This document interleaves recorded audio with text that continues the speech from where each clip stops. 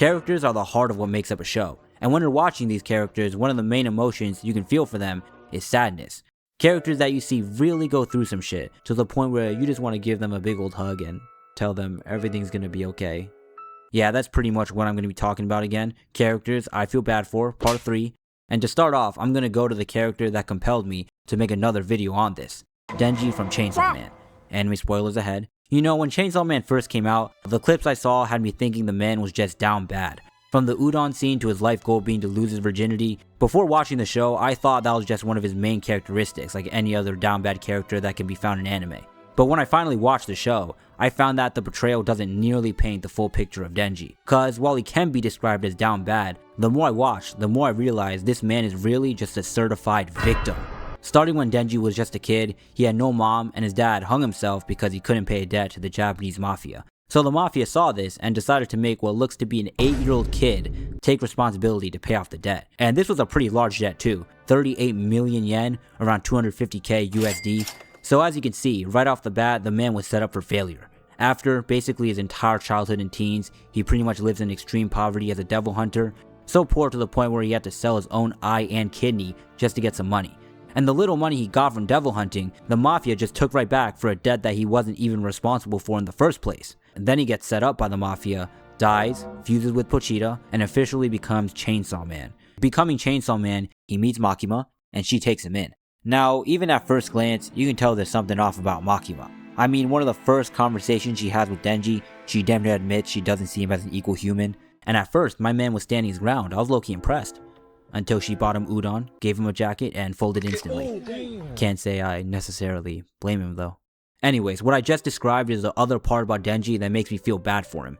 Because of how lonely he was earlier in life, he's willing to take any sense of love from any girl, so he's pretty easy to manipulate, which leads him to getting betrayed and used. While I don't exactly know what happens after the anime, I've been blessed to basically not have this one spoiled to me, you can't tell me Makima isn't crazy. And tickle my balls if I'm wrong. There's just simply no way she genuinely likes this man Denji. Like, he's just being used to help kill the gun devil, and honestly, it's not too far-fetched to think she might do him dirty later on. Which is only going to make me feel even worse for him because he's already gotten betrayed by another person, Reze. Now, Reze was a girl Denji met one rainy day when they both took shelter in a phone booth, and they were getting along. You know, she was chatting it up with Denji and he even gave her a flower. But at this point in the anime, Denji had already developed a crush on Makima, so when Reze invites him to her cafe to hang out more, you bet your ass, he folds immediately. Once again, do I blame him? Can't say I do. So yeah, basically he spends more and more time with Reze at the cafe, goes to school with her at night, and she teaches him how to swim. By the way, just want to say, if there was one anime scene of the year, it would 100% be the pool scene. The music, the animation, to the actual importance it had on the plot, that was an amazing scene.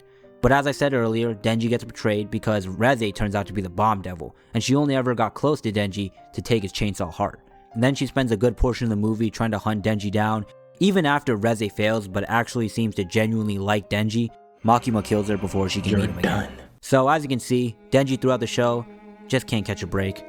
The second character I got is Joy from Inside Out. Joy is one of the many emotions that control Riley, the main character. Joy's emotion is, well, joy, and with that you may be wondering, how can I feel bad for a character who embodies joy? That doesn't make any sense. But you see, it's often the ones that shine the brightest for others that actually feel the dimmest inside. Remember that you don't need to light yourself on fire to keep others warm. Alright, I don't know what that inspirational speech was about, but the real reason why I feel bad for her is because she has to work with sadness and anxiety's annoying asses. Aside from sadness being the mayor of Frowntown, I'm entering a sadness spiral.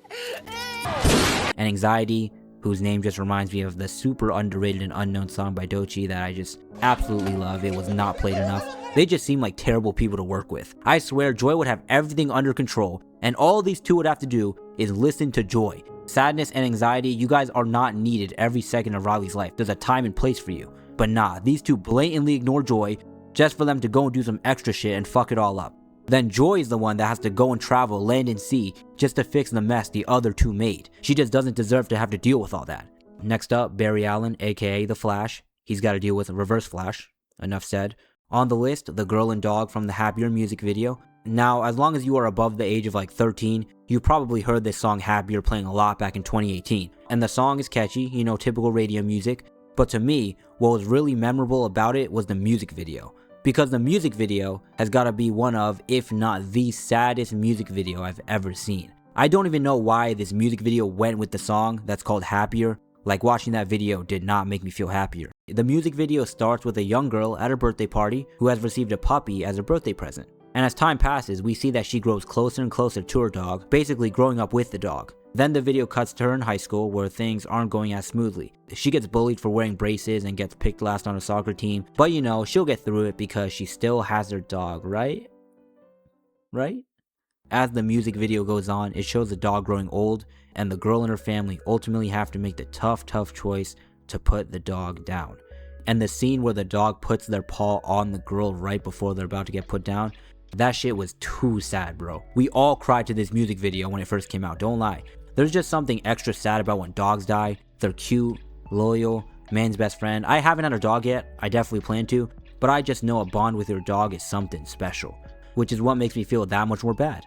Also, I forgot to mention how the music video did kinda leave off on a happy note, I guess, where in the future, the girl's kid also receives a puppy for her birthday, making it a full circle type of moment. And I guess that was a happy moment, but respectfully, they won't ever be them. And speaking of dogs, last up, I got Scooby-Doo plus Shaggy from Scooby-Doo. I know it's supposed to be a gag, but when you really think about it, these two gotta be the two most unlucky characters ever. Every time the group splits up into Fred, Velma, and Daphne, and Scooby and Shaggy, those two always run into the Party City Monster. Out of all the Scooby-Doo episodes and movies I've seen, I can't think of one time the other group ran into the villain.